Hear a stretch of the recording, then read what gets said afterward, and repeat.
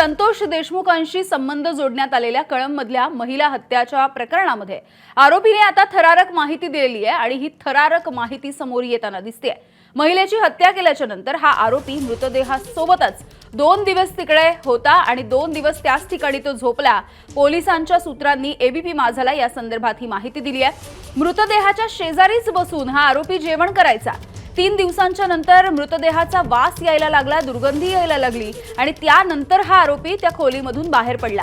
महिलेची गाडी घेऊन हा आरोपी फरार झाला होता। आरोपी रामेश्वर भोसलेने केजच्या मित्राला आणून मृतदेह सुद्धा दाखवला होता। रामेश्वर भोसले हा या मृत महिलेकडे ड्रायव्हर म्हणून काम करायचा, तर ही मृत महिला छळ करत असल्याचाही रामेश्वर भोसलेचा आरोप आहे। हत्येच्या दिवशी या महिलेनं याच रामेश्वर भोसलेला उठाबशा सुद्धा काढायला लावल्या होत्या असा आरोपही या रामेश्वर भोसलेनं केलाय आणि ही सगळी माहिती पोलिसांना दिलेली आहे। आणि या संदर्भात अधिकची माहिती देत आहेत आमचे प्रतिनिधी अप्पासाहेब शेळके। अप्पासाहेब, आपण बघतोय की हे प्रकरण समोर आल्याच्या नंतर आणखी गंभीर घटना उघडकीस येत आहेत आणि त्यापैकीच आरोपीचे जबाब नोंदवले जातात। यामधून काही धक्कादायक अशा घटना समोर येत आहेत।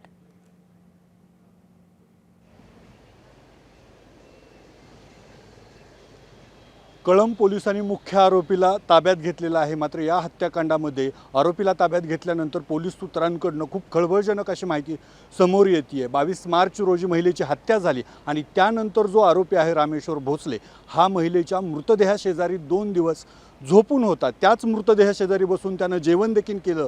मात्र मृतदेहाचा ज्यावेळेस वास यायला लागला त्यावेळेस महिलेचीच गाडी घेऊन तो बाहेर पडला। केज येथील आपल्या मित्राला मिळाला आणि त्यानंतर त्यानं त्याला मित्राला मृत्यूची माहिती सांगितली। ते दोघंजण घटनास्थळी देखील आल्याची माहिती सूत्रांकडून मिळते आणि जी महिला आहे त्या महिलेकडे काही आरोपीचे आक्षेपार्ह फोटो होते आणि त्या फोटोच्या मदतीने ती महिला त्या आरोपीला टॉर्चर करत असल्याची माहिती मिळते। ज्या दिवशी ही घटना घडली त्या दिवशी त्या आरोपीला उठाबशा देखील काढायला लावल्या आणि त्याच रागातून महिलेची हत्या झाल्याची माहिती मिळते। सगळ्यात ह्याच्यात किळसवाणी आणि विकृत माहिती म्हणजे त्या मृतदेहाशेजारी आरोपी 2 दिवस झोपून होता। त्या मृतदेहाशेजारीच त्यानं जेवण देखील केल्याचं कळतंय।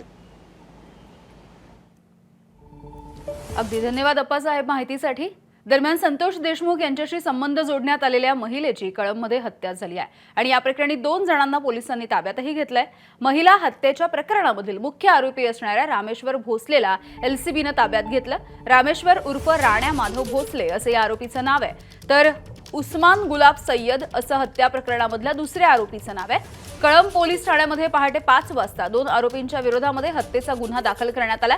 दरम्यान दोन्ही आरोपींची कळंब उपजिल्हा रुग्णालयामध्ये वैद्यकीय तपासणी सुद्धा करण्यात आलेली आहे।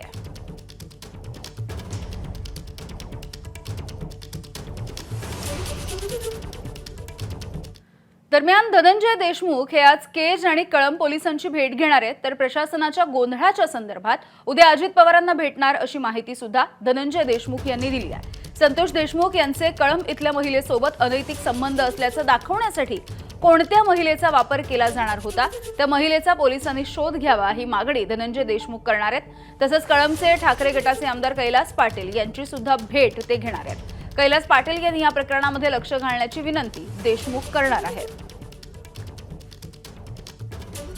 जे बीड जिल्ह्यामध्ये या 3 महिन्याच्या कालावधीमध्ये जे काय सगळा गोंधळ चालू आहे ते सगळं महाराष्ट्र राज्य बघतंय। दुसरी कुठलीच बातमी नाही बीडशिवाय। परंतु ही बातमी एवढ्या प्रखरतेनं का होतीये याचं कारण असं आहे की हे गांभीर्यानं कुठंच लक्ष देत नाही। जे काही बारामती मराठा क्रांती मोर्चाची समन्वयक समिती आहे त्या समितीनं अजितदादांना एक पत्र दिलंय आणि त्या पत्रात उल्लेख असा आहे की या प्रकरणात देशमुख हत्या प्रकरणामध्ये जे काही आरोपी आहेत त्या आरोपींच्या संदर्भात आता जे सध्या जेल प्रशासनामध्ये चालू आहे ज्या गोष्टी त्यावर तुम्ही गांभीर्यानं घेऊन देशमुख कुटुंबियाची भेट घ्या आणि त्यांच्या अडचणी जाणून घ्या असं दादांना त्यांनी सांगितलेलं आहे। त्याप्रमाणे आम्हाला वेळ भेटल्यावर आम्ही त्यांना उद्या त्या वेळेत भेटणार आहोत। मस्साजोगमधले सरपंच संतोष देशमुख यांना खोट्या बलात्काराच्या गुन्ह्यामध्ये अडकवण्यासाठीचा प्लॅन हा आरोपींनी केला होता असं धनंजय देशमुख गेल्या काही दिवसांपासून सांगत होते आणि आता याचा पुरावा सुद्धा एबीपी माझाच्या हाती लागलाय। देशमुखांना खोट्या बलात्काराच्या गुन्ह्यामध्ये अडकवण्याचा प्लॅन आरोपींनी आखला होता अशी गोपनीय साक्षीदाराने साक्ष सुद्धा दिली आहे। ज्या बैठकीमध्ये हा प्लॅन आखण्यात आला होता त्या बैठकीला हा गोपनीय साक्षीदार उपस्थित होता। विष्णू चाटे आणि सुदर्शन घुले या दोघांनी मिळून हा प्लॅन आखला होता। एबीपी माझा, उघडा डोळे बघा नीट.